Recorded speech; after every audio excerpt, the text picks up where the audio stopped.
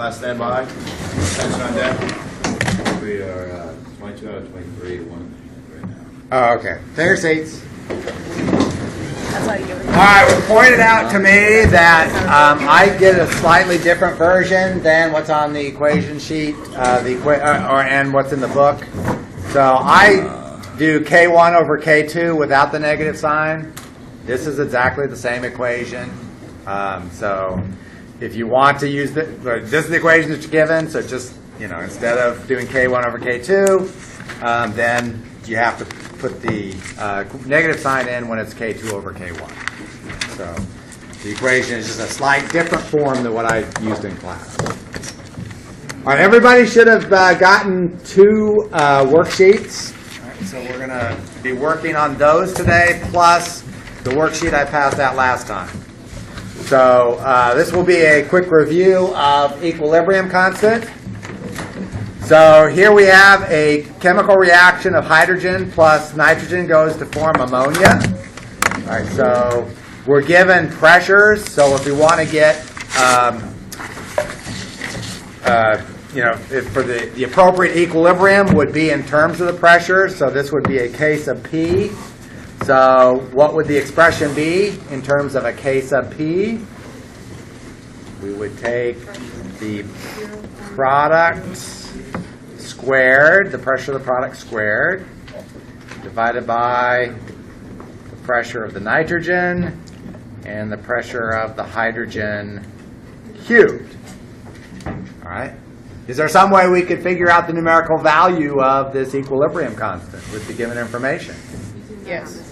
Yes, we could then solve for it by using at equilibrium. The equilibrium pressures are this at that temperature. So we'd plug in these numbers, 0.0160. Now, do I put the atmospheres in there?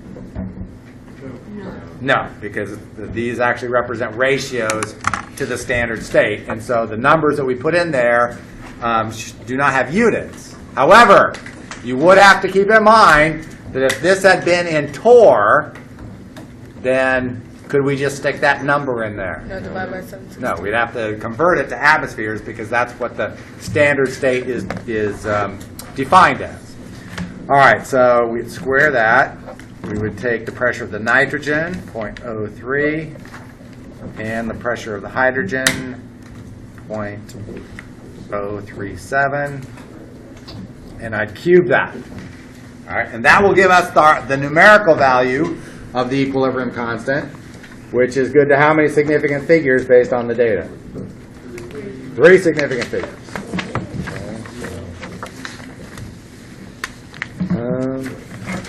I know I've already done this calculation once today.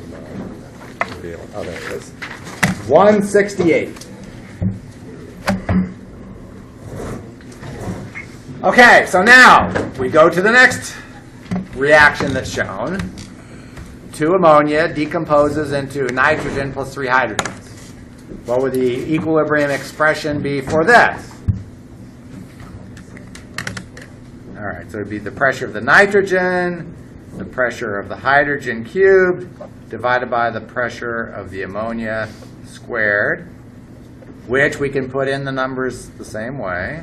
0.160 squared divided by 0.0300 and 0.0370 cubed. Okay? And numerically that's equal to 5.94 times 10 to the minus 3. So the question is there any relationship between the numerical value of this K2 and the numerical value of K1? Or are they completely independent of each other? Notice that this is simply the reverse of that one. So how is K2 related to K1? They're reciprocals. Yeah, the inverse. 1 over. All right. So if you reverse a chemical reaction, then the new equilibrium for that is just 1 over the equilibrium constant of the unreversed one. Okay, so what if we multiply it by some constant such as 10?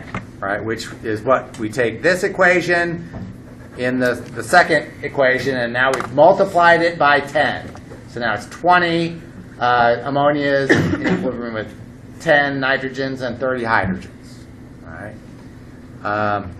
The K would be the pressure of nitrogen to the 10th power, the pressure of hydrogen to the 30th power, divided by the pressure of the ammonia to the 20th power. All right, is there some relationship between K3 and K2? Is that like 10 times the value of K2? Okay, it's actually K2 raised to the 10th power. So if you multiply a chemical reaction by a constant, then the new equilibrium constant is the old equilibrium constant raised to the power of that constant. So you would just add 10 to the negative 3. So we would take this, 5.94 times 10 to the minus 3. So the answer to the question is no, is we would then raise that to the 10th, which would be on the order of 10 to the minus 30. Right. So, sorry. Okay, so whatever that happens to be, I'll leave you to figure out the very last one. All right, the learning objective, the appropriate learning objective is the second one here.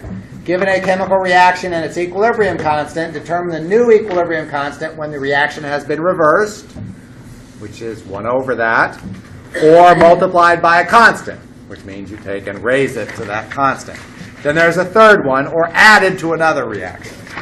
So I don't have an example of that on this worksheet, but we can come up with something.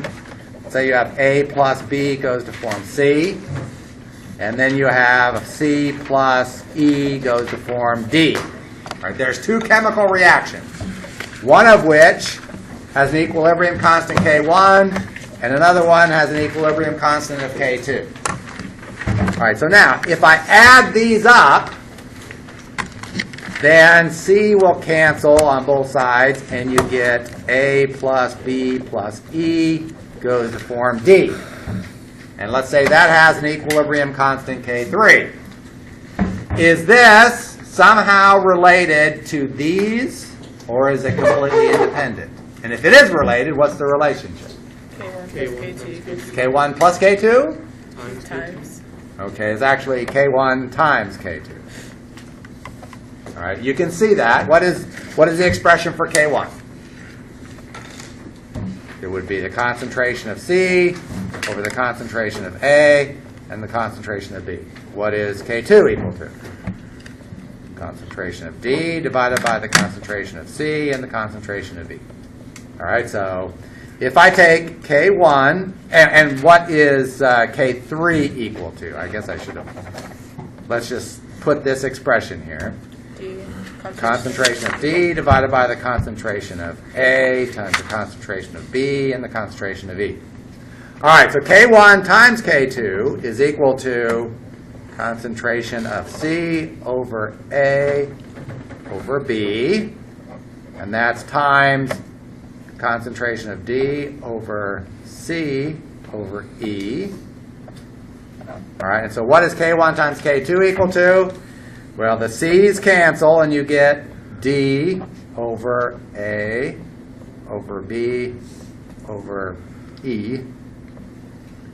And what does this happen to be? K3. K3. So, if you have two chemical reactions, you add them up to get a third chemical reaction, then the new equilibrium constant is just the product of the two reactions you used that you added. All right? That actually is a very important relationship we're going to use a lot in acid-base chemistry, right? Where you will take two chemical reactions, equilibrium constants, to get a third that you're looking for. So we will be using that in the next chapter. All right, new concept, something called the reaction quotient. And given the symbol Q. Reaction quotient, the symbol we use for the reaction quotient is Q.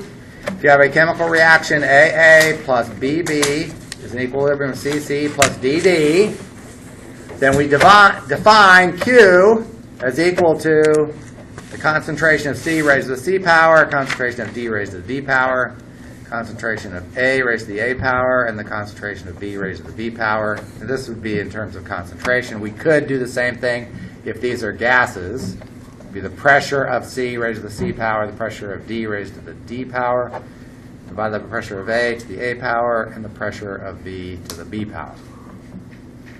Okay.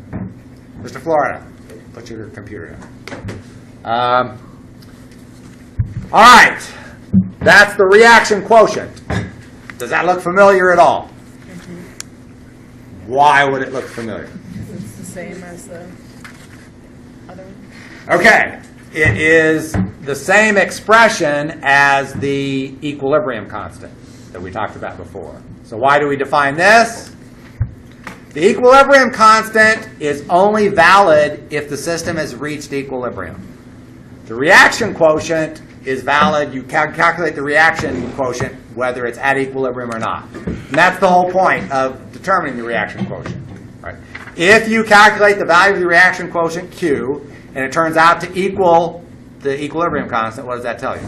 It's at equilibrium. That it's at equilibrium. Right? So if Q is equal to K, the system is at equilibrium.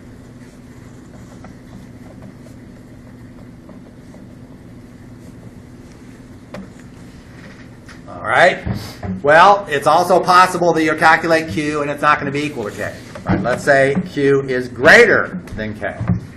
What does that mean in terms of equilibrium? It means it's not at equilibrium. But we can also tell which way the reaction will proceed in order to reach equilibrium. Right? That's what eventually all chemical reactions will get to an equilibrium position. Right? So eventually Q ends up equaling K. It may take a long time, but that systems naturally tend towards equilibrium. If Q is greater than K, which way is this reaction going to go? To the left or to the right? Okay, it's going to go to the left because Q being too large means the numerator compared to the denominator, the numerator, this top part is too big, and the bottom part's too small. Right? That's what makes Q bigger than the K. All right, so you got too many products, not enough reactants. So in order to rectify that situation, it's going to shift to the left. As more products are removed, then more reactants are going to increase, and so this will get bigger, that will get smaller, and eventually it will reach the value of K. Okay, so in this case, reaction shifts toward reactants, right, or goes left. Okay. If Q is less than K, now you've got not enough products and too many reactants. Okay? So in order for that, because that number is too small, so in order for that to reach equilibrium, the number of products has to go up, the number of reactants has to go down, and eventually it will equal the value of K. But again, this is not at equilibrium. In this case, the reaction shifts towards products.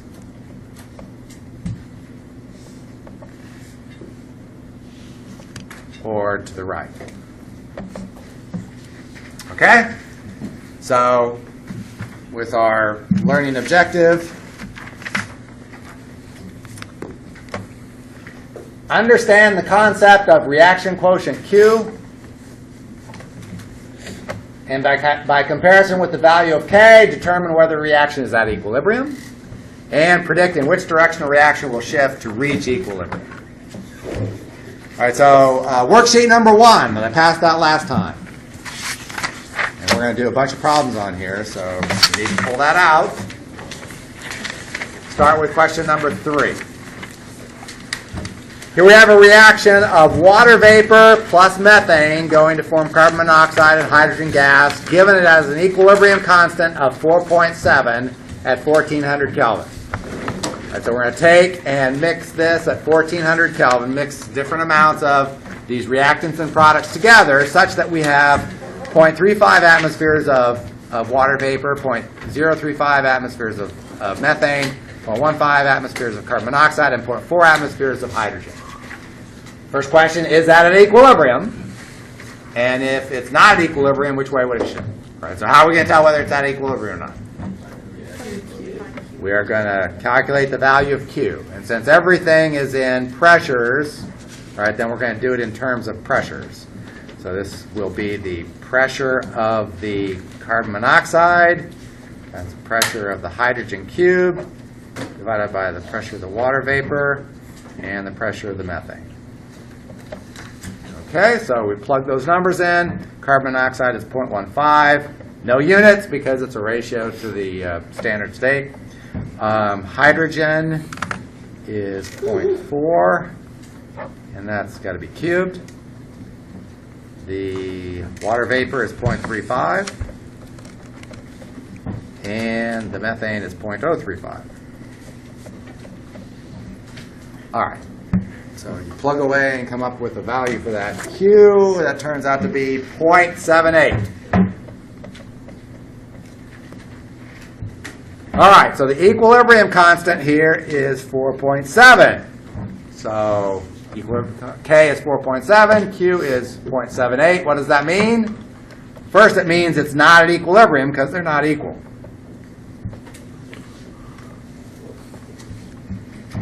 Okay?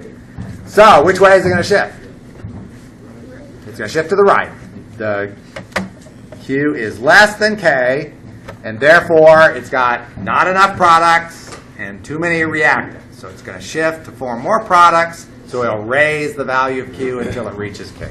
All right, so shifts towards products. Okay, so there's an example of how you would work a problem like that.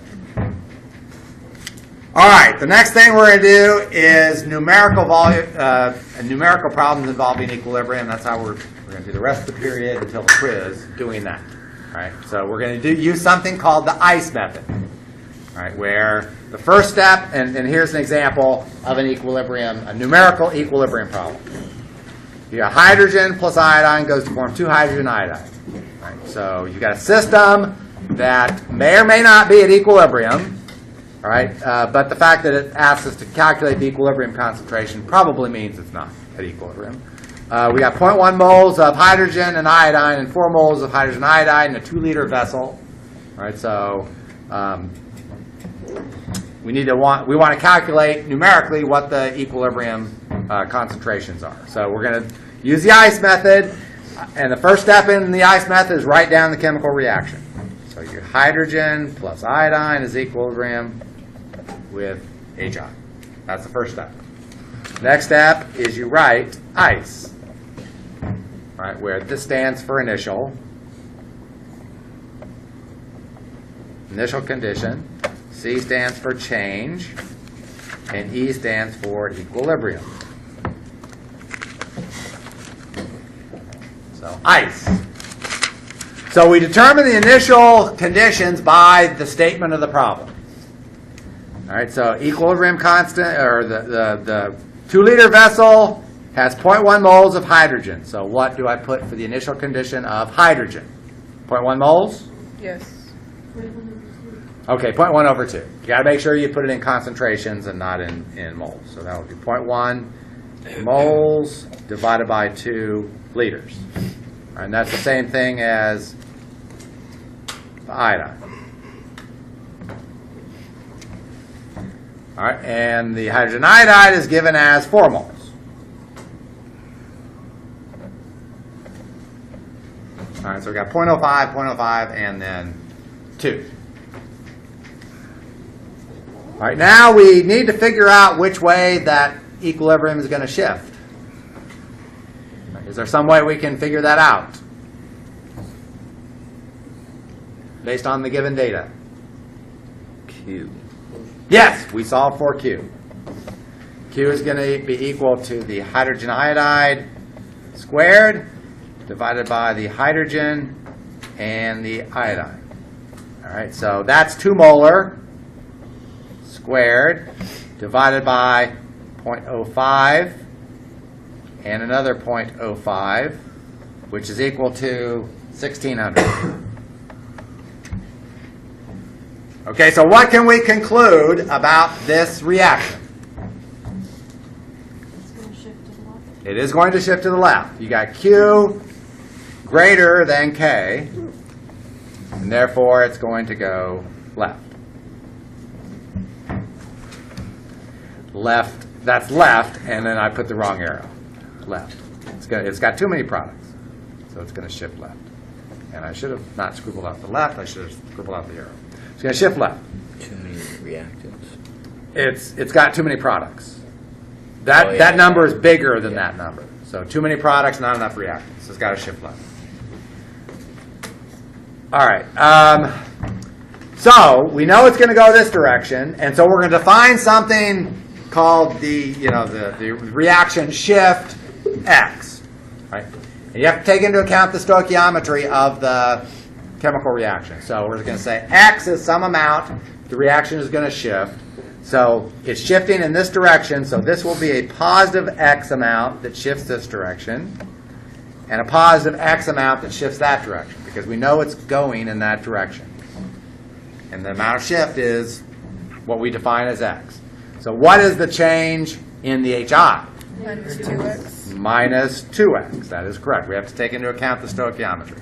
So if there had been a 3 in front of the iodine, I'd have to make that 3x. But since there's not a 3, we just leave it, since there's basically a 1 there, it's left as x. And the equilibrium is always just the sum of the initial and the change. You add up the I and the C, and that gives you the E.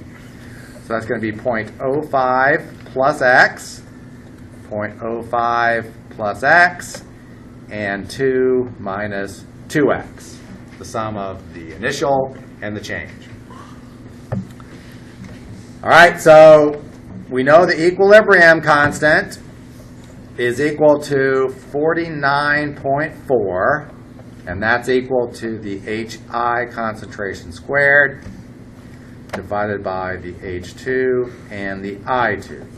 All right, so I plug in what the equilibrium is, which is 2 minus 2x, and I've got to square that. And I put in the hydrogen, which is 0.05 plus x, and another 0.05 plus x. All right, so now we've taken a chemistry problem and turned it into a math problem. So how would we solve that?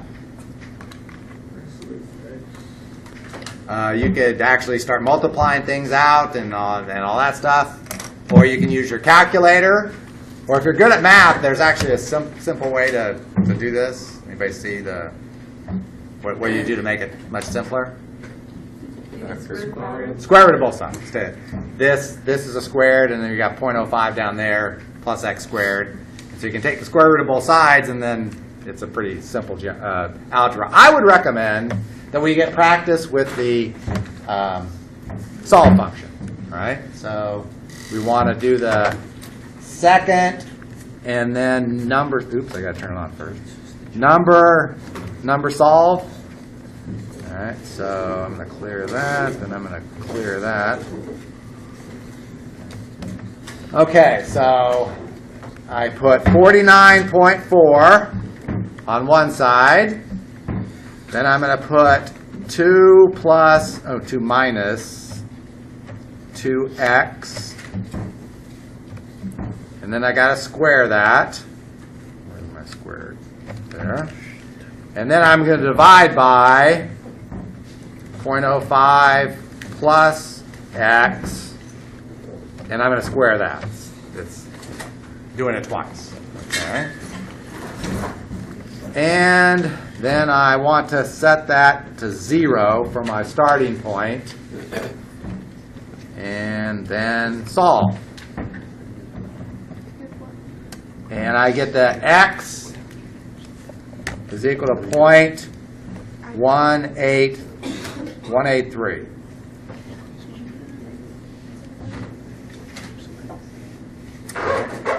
So I recommend that you learn how to do this, because you probably get away with not using the calculator today, but next week on the quiz you'll have to be able to solve more complicated problems using your calculator. Right, so, all right, any questions about that? All right, so we haven't finished the problem yet, but we've done the math part now. All right, so what is my concentration of a hydrogen, which also happens to equal my concentration of iodine because they have the same expression, right? So that's going to be 0.05 plus what? 0.183, which is equal to 0.233.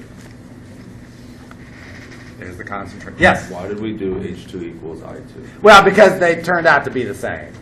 In the future, most problems, they won't be the same.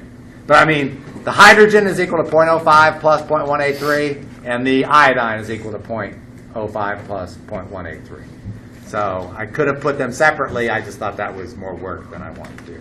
But we're going to be doing like 3 or 4 more problems. So you'll see that for most cases, you'll have to solve for each one individually. And so what is the concentration of the HI? 2 minus 2 times. Okay, so it's going to be 2.0 minus 2 times 0.183, which is equal to minus 2 times 0.183. Okay, I get 1.634. Is that the right number of significant figures? Actually, I can only go to 1.63. All right. One of the nice things about equilibrium problems is you can always check to see if you got it right. Or how do you do that? Yeah, you just plug those numbers back into the expression and see if it's equal to the equilibrium constant. And if you got plenty of time on a quiz or an exam, I would recommend you do that. But if you don't, then obviously I wouldn't waste time making sure you got something right until you answered all the other questions. Normally with my quizzes, you got plenty of time, and so it wouldn't be a bad idea to always check your answer. Because even somebody like me makes mistakes on these things, and when I check it and it doesn't turn out right, I check my answer because I don't want to post a key that's got the wrong answer on it. So I check my answers, and if it doesn't work, then I go back and find out where I made a mistake. It's very rare, but does happen. All right. Turn that over, and we see another one. Oh, by the way, why don't we at least do that? And see what you get when you do that. Did anybody try that? So you take 1.63. What do I do with the 1.63? I would square that. And then I divide through by the 0.233 squared. And I get 48.9. Okay? So is that equal to 48.9? No. So did I make a mistake? No, I didn't. No, there's no mistake. The only thing is, if you carry through that number for the HI, which was, I think, a 4, then you'll get the exact right answer. But you're not justified in carrying that through. But try it. If you actually put the 4 there, then you'll get the 49.4. Right? So, or at least very close to it. Maybe there was also a digit on there too. So significant digits will oftentimes only get you a close number, not the exact number. But so if I did this and I got a number like 100, right, I would realize I made a mistake. Or if I got a number like 5, I'd know I made a mistake. But if you get a number very close, like 49, 48 point something, then you know you did it right. Professor? Yes? For the solve function, is there ever a time where we don't set x equal to 0, or do you always set it equal to 0? I would recommend that be your starting point. And for the quizzes and exams that you take in this course, you will not have to, you will not get a wrong answer if you start with 0. Right? We design our problems like that. I can't guarantee that about a homework problem, though. But probably. I have had problems. And in fact, I think one of these worksheets, one of my worksheet problems on this actually gives you the wrong answer if you start with 0.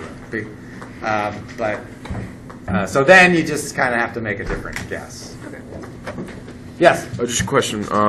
So when we do the change in the ice thing, you're just using the coefficients? Yes. Okay. Yes, you do use the coefficients, and you have to have one side will be negative and one side will be positive, based on which way it shifts. And you should, okay. Okay, and whenever you have 0 on one side, it has to shift that way, right? Because you cannot have an equilibrium where there's nothing on one side of it. So most of our problems actually will have zeros on one side or the other, so it makes it easy to figure out which way it has to go. Such as this problem right here. We're going to put 1 mole of tin 4 plus and 2 moles of copper plus into a 2-liter solution, so total volume of 2 liters. And then it's going to reach equilibrium with this particular chemical reaction. And when it reaches equilibrium, there are 0.56 moles of tin 4 plus left. Okay? So what is the equilibrium constant for that chemical reaction? Now, when it comes to chemistry and chemists, we don't really care which direction, or whether you're starting with more products or reactants. The reaction can go both ways. So here we've written this like this, and those things are both products, right? So we don't have any reactants to start with, which seems kind of strange, right? But we don't worry about that when it comes to equilibrium, because we know you actually get reactions both ways, and in this case, just the net reaction will be towards the reactants. All right, so we're going to use the ice method, and we start the same way by writing the chemical reaction.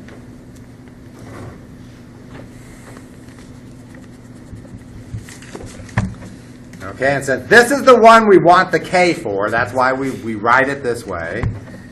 Right, we then put our ice.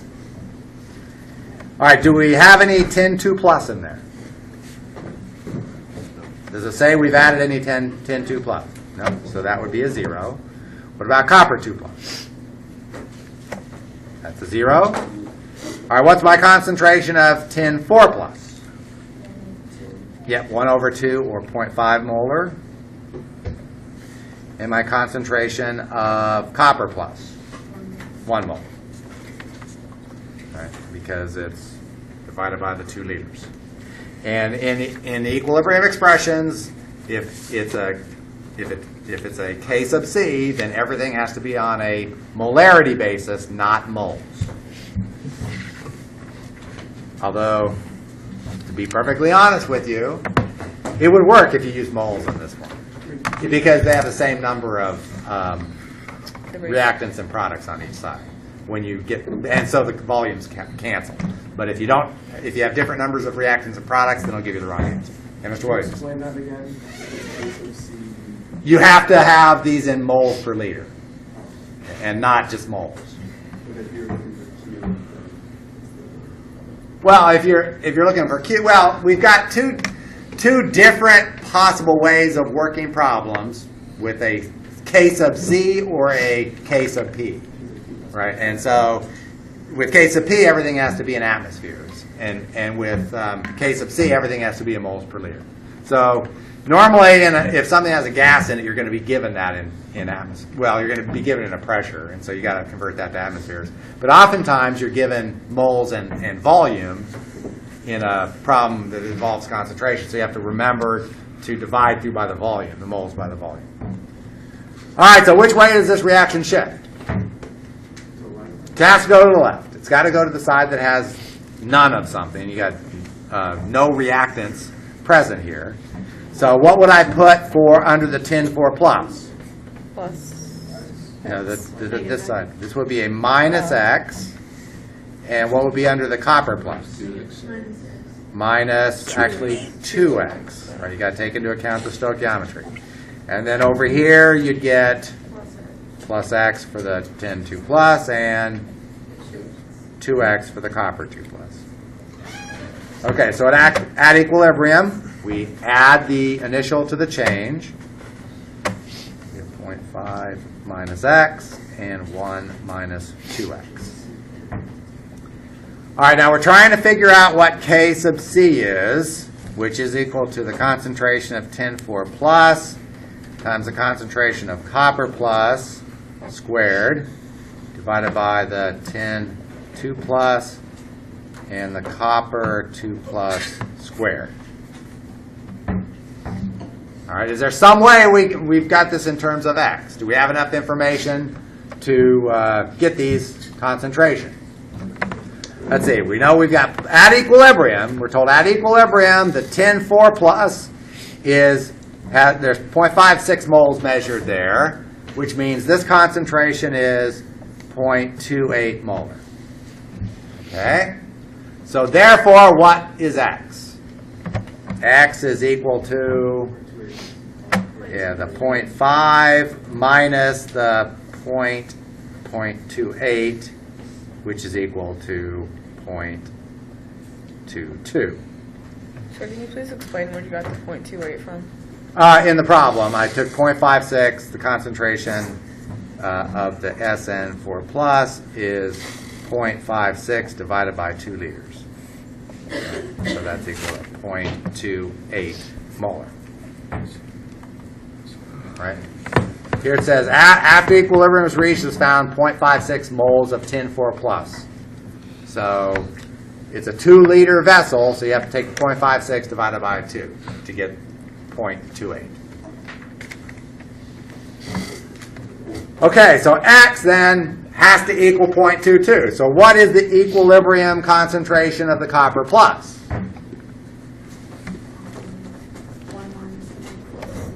That's correct. So 1 minus 0.44, and so that's 0.56 molar.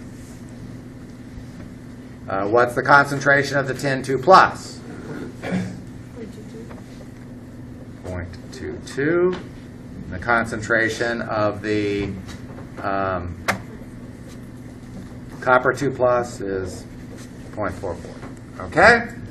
So we can now substitute in these numbers. Tin 4 plus is 0.28. 0.56 for the copper plus. 0.22 for the tin 2 plus. And 0.44, got to square that, for the copper 2 plus.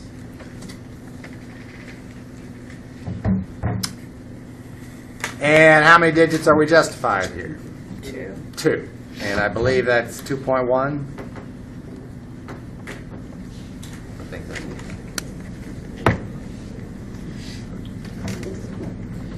yes, 2.1. Okay, you get better with the more practice you get.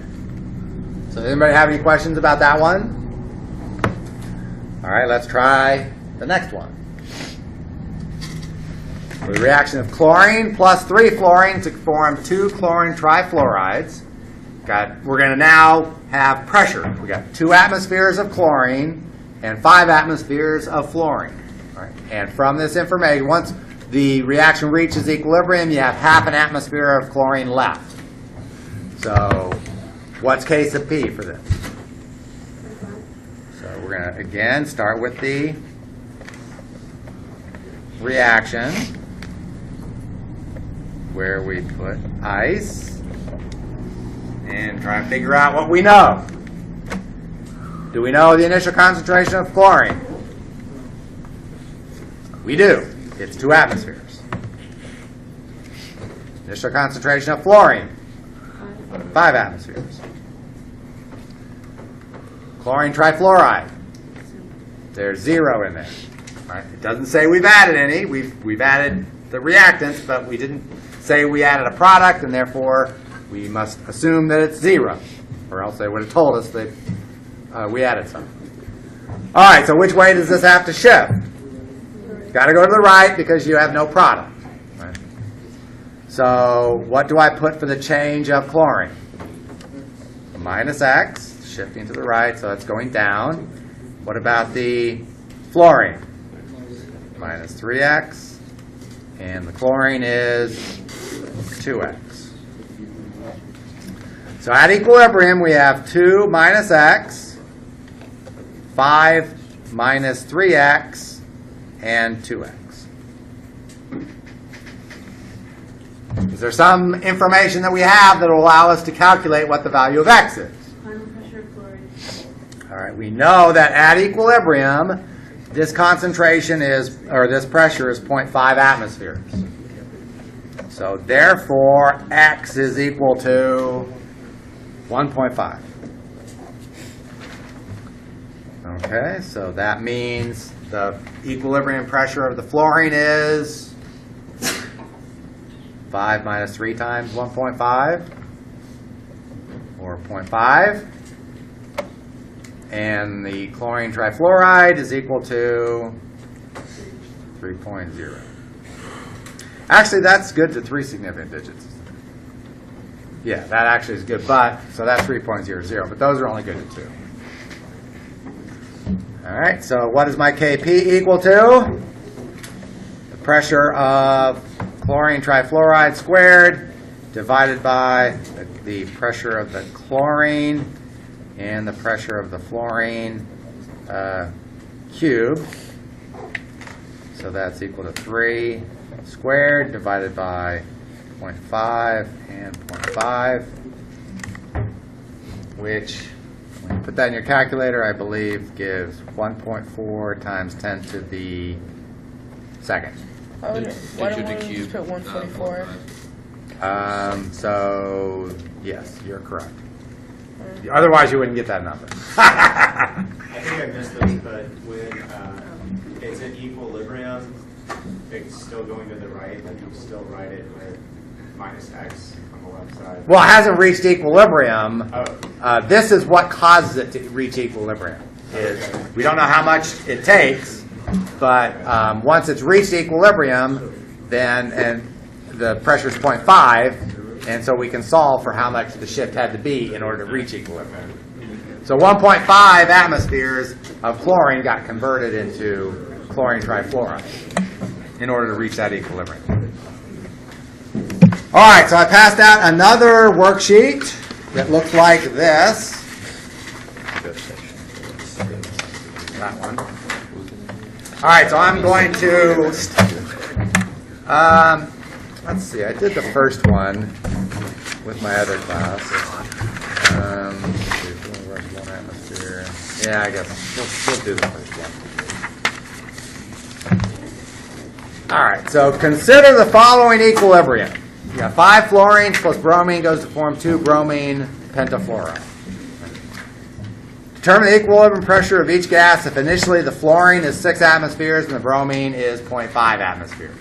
Right, this is the kind of problem where you're going to have to be able to use your calculator unless you know how to solve, x to the 6th type equations.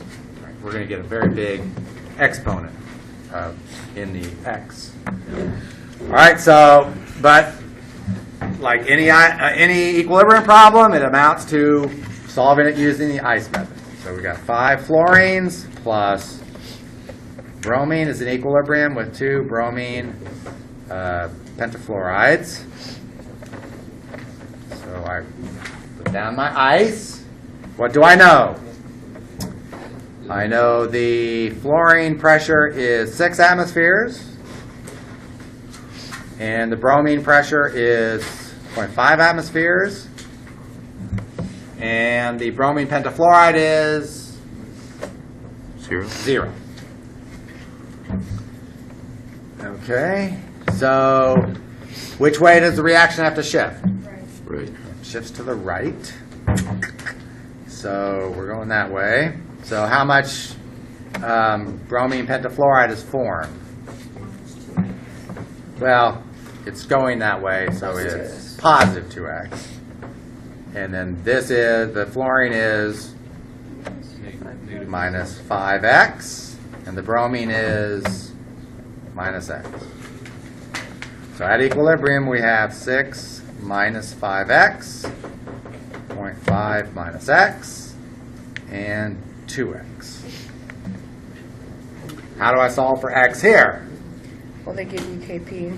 That is correct. We have the value of Kp, which is the pressure of the bromine pentafluoride squared divided by the pressure of the fluorine to the 5th power and the pressure of the bromine.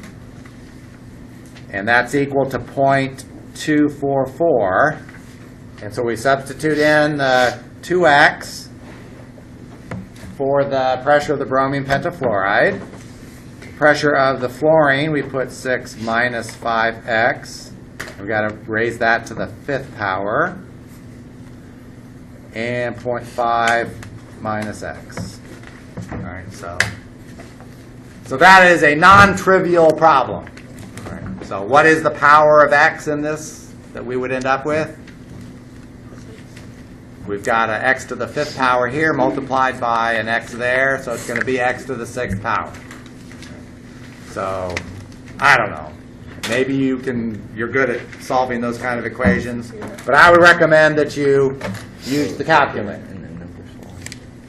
All right, so I use the solve function, and my equilibrium constant is 0.244, and I'm just going to clear that. So that's going to be 2x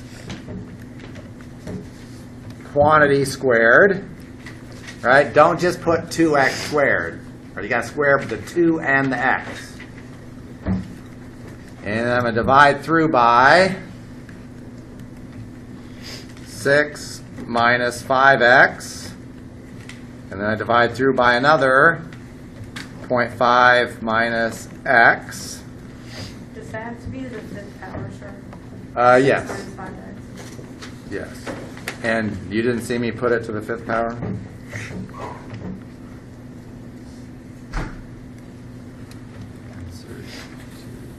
Divided by, oh shoot. Delete. I go down.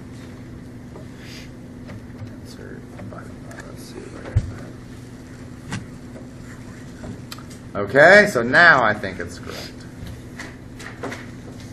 So I got the 2x squared, I got 6 minus 5x to the 5th power divided by 0.5 minus x. All right, so I'm ready to solve this problem. I want to put that back to 0. All right, now I couldn't remember when 0 is not a good guess. That's when you have one of the reactants being 0, because then you're dividing by 0, and so I think that gives you problems with the calculator. But otherwise, we'll want to go to 0. If you have 0 as to start with. Let's see. That makes sense.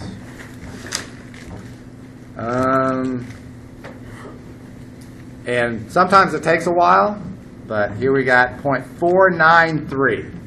That's what I get for the value of x.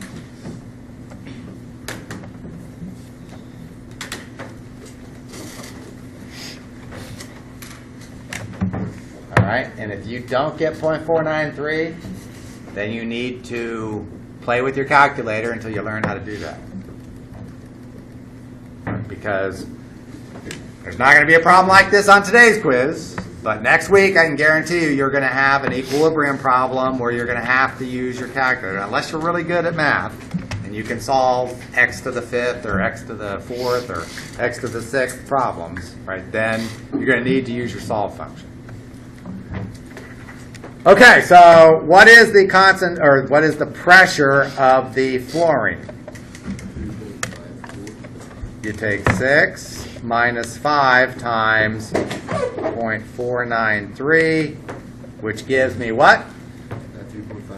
3.54 atmospheres. All right, the pressure of the bromine is equal to 0.5 minus 0.493, which is equal to 0.007.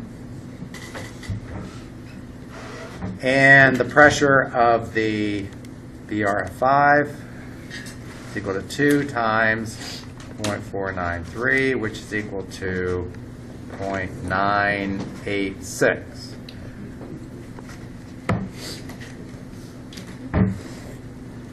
All right, now, is that the correct number of significant figures? No. How many significant figures should I have there? Nope, that is the correct number of significant figures. That is a subtraction. You're justified in having 3 there, 3 there. When you take that difference, right, you're only good to the thousandths place, so you can only report it to the thousandths place. Yes, sir? I'm pretty sure your F2 is supposed to be 3.54. Oh, 3.54, yes, thank you. I put the decimal points in the wrong place. 3.54. Okay, now, it might be a good idea to do something at this point. Anybody know what would be a good idea to do? Which I would have found I had written that down wrong by doing this. Check it. All right, so I would take 3.54, and I would square that. Then I will divide through by fluorine. Oh wait, it's not 3.54. I got to take the 0.986 and square that. So 0.986 is the bromine pentafluoride. That's squared. Then I divide through by the 3.54 to the 5th power. And then I divide through by the 0.007. And what should that be approximately equal to? 0.244. Okay, and so what I got was 0.2498. All right, so that's close enough that means I probably did it right. All right, last one, and then we take the quiz. Is problem number 1 on the back, on the front side. And this, I'm not going to work it. I want you to work it and see if you can get it right.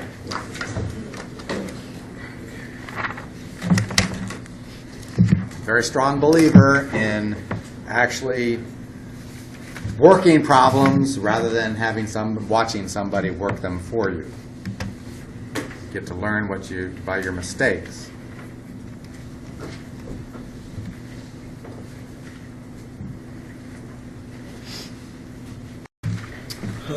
All right, what did you get? 0.405. Okay, so 0.41 is the correct number of significant figures. Or 0.40, whichever way you want to round that. It's 0.405. So that's how you do it. 0.50 minus x plus 2x. And so you're told that concentration is 0.32, so x is equal to 0.18, so 0.36 squared divided by 0.32. It gives you the 0.41. All right. So we will be doing more of these.